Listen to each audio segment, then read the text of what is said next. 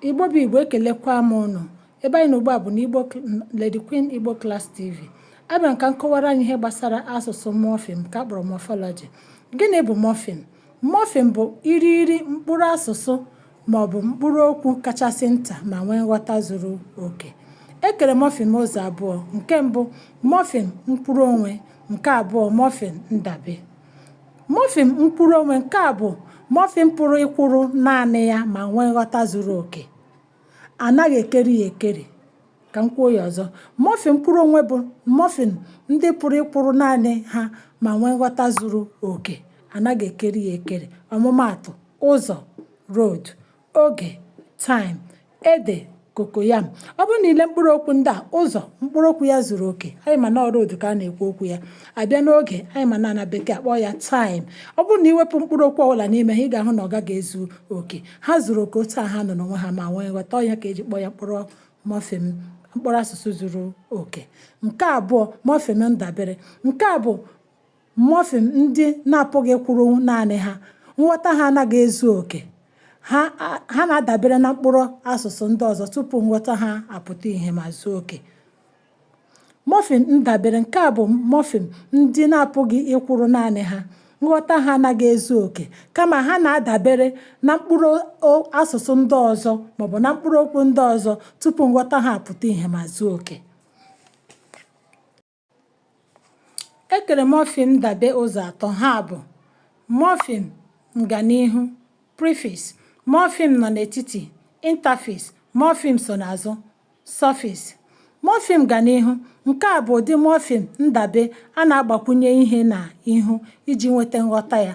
Ọmụmaatụ: arịọ, abịa gbakwunye ya arọ, enwetazie arịọ, to beg; ezo, agbakwunye ya ezo, enweta ezo, nke bụ to hide; ịgba, agbakwunye ya agba, enweta ịgba, to shoot. Nke abụọ bụ morpheme nọ n'etiti. Nke a bụ ụdị morpheme ndabe a na-enweta site n'ike mkpụrụ okwu nhatanha ụzọ abụọ tupu ị nweta otu mkpụrụ asụsụ nọ n'etiti okwu ahụ. Nke a bụ ụdị morpheme a na-enweta site n'ite ike mkpụrụ okwu nhatanha ụzọ abụọ tupu ị bịa nweta otu mkpụrụ asụsụ nọ n'etiti mkpụrụ okwu ahụ. Ọmụmaatụ: akwụkwọ. Tupu ị nweta akwụkwọ a, enwere akwụ, abịati ya, gbakwunye ya abịa gbakwuzie ya kwọ tupu ị nweta akwụkwọ. Ọ bụrụ na ile anya n'akwụkwọ, ekere ya nhatanha 1, 2, 3, abịa nweta bịa gbakwukwe ya kwọ. Nke a dị 1, 2, 3, nke ebe a dị 1, 2, 3. Ị ga-ahụ na nọ n'etiti nọ na ya bụ nke nọrọ iche, nke pụrụ iche. Ọ ya bụ akwụkwọ, nke bụ book. Ọzọ bụ ogologo. 1, 2, 3, ebe a 1, 2, 3. Li bụ nọ n'etiti nne ya, agbakwiri enweta ogologo. Otu aka ọkpụrụkpụ. Ọ bụrụ na ile anya, ị ga-ahụ na ebe a dị anọ, ebe a dị anọ, enwere ri bụ nke nọ ya n'etiti, nọ n'etiti nọ na ya. Ọzọ bụ izi ibe ya bụ morpheme nsonaazụ. Morpheme nsonaazụ. Morpheme nsonaazụ. Nke a bụ morpheme ndabe a na-agbakwunye ihe n'azụ iji nye ya nghọta zuru oke. Morpheme nsonaazụ. Nke a bụ morpheme ndabe a na-agbakwunye ihe n'azụ iji nye ya nghọta zuru oke. Ọmụmaatụ: bịa. Ị ga-ebu ụzọ nweta bi, abịa gbakwunye ya nweta bịa, ya wụrụ come. Kwuo. Ị ga-enweta kwu, tupu agbakwunye ya enweta kwuo, ya wụrụ speak. Sie. Ị ga-enweta si, tupu agbakwunye ya ya wụrụ sie, cook.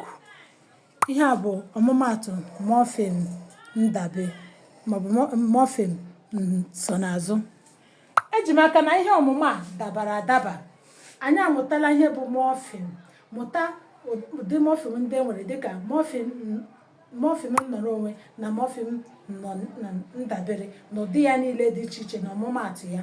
Ọ bụrụ na iche na ihe ọmụmụ nke taa dabara adaba na o nwere ihe ịmụtara, tiri m aka n'akara ịhụnanya, tụsara m ozi a. Ya bụrụ na iche na o nwere ebe m na-emetechaghị, gaa na ngalaba okwu kọwara m ka mụ na gị soro ya. Aka m bụkwa Lady Queen Igbo Class TV maọbụ Chinonyere m, nwanne unu nwaanyị. Ndewonu.